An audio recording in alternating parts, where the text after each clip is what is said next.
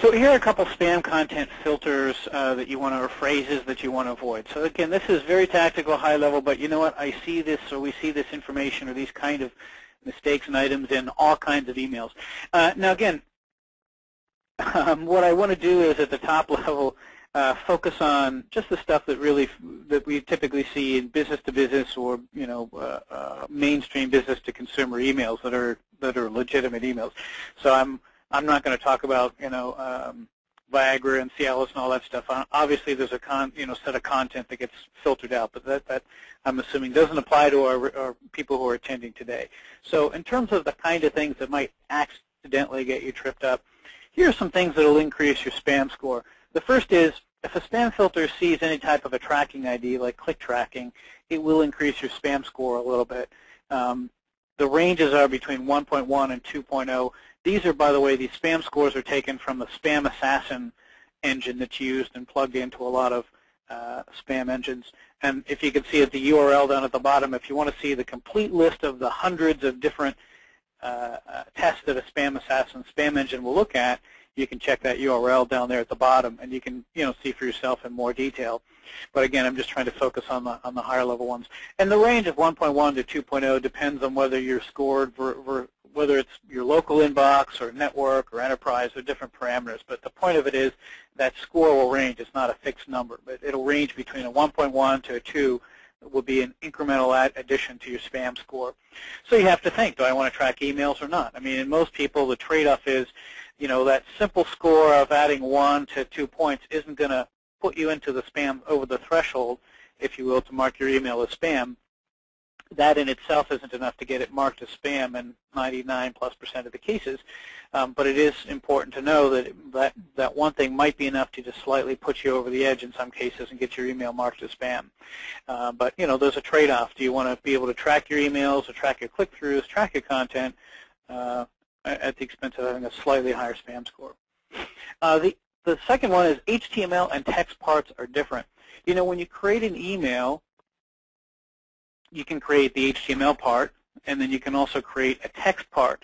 And we still find that, in particular in business to business and in technical recipients, and primarily, about 15%, between 12 and 15% of recipients have still set their preferred method to be text, or receive the information to be set to text.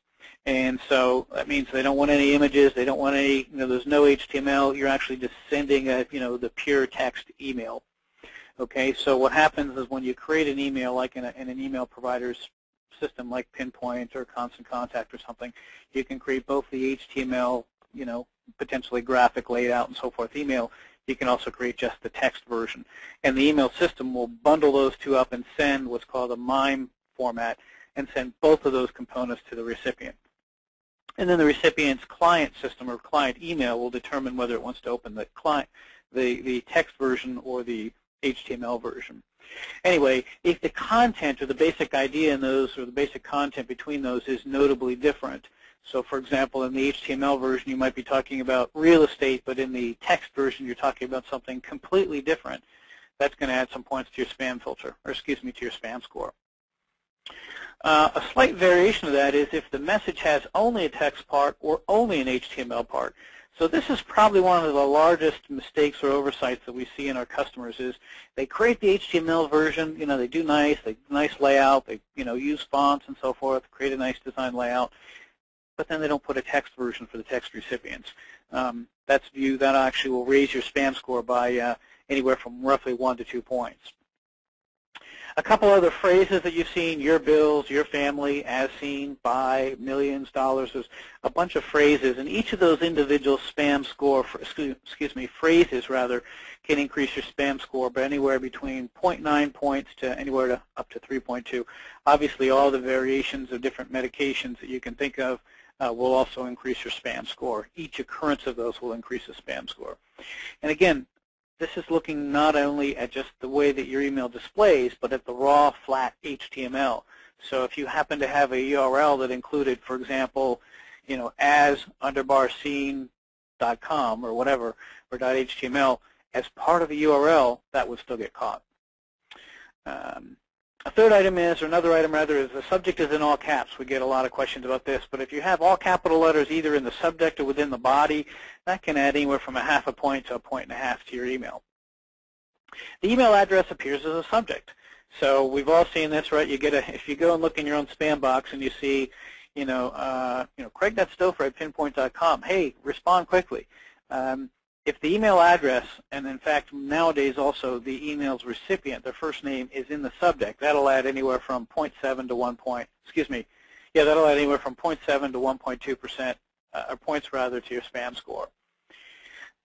Another one that's a bit of a surprise is if you start your email out with just the phrase "Dear friend," that's not good. That's going to add, at least 2 points, typically 2 points to your score.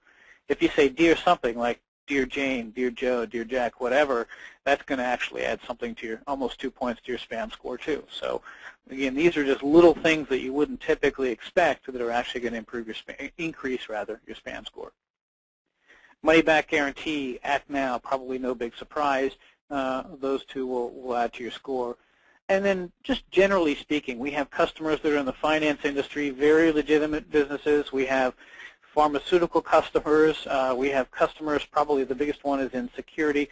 We had one customer that was in the physical security and identity theft management arena. So their first emails, when they went out, their first email had a score of like 19.5 because it was completely legitimate, but the types of the topics that they cover in explaining their identity theft product happened to hit a lot of the spam filter, not so friendly phrases, if you will, from a spam filter perspective.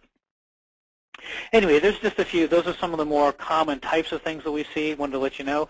And again, if you want to get an idea of what a spam checker will look at, check out the URL there for Spam Assassin. I'll give you the whole list of hundreds of tests. You can see them in some long detail. Okay.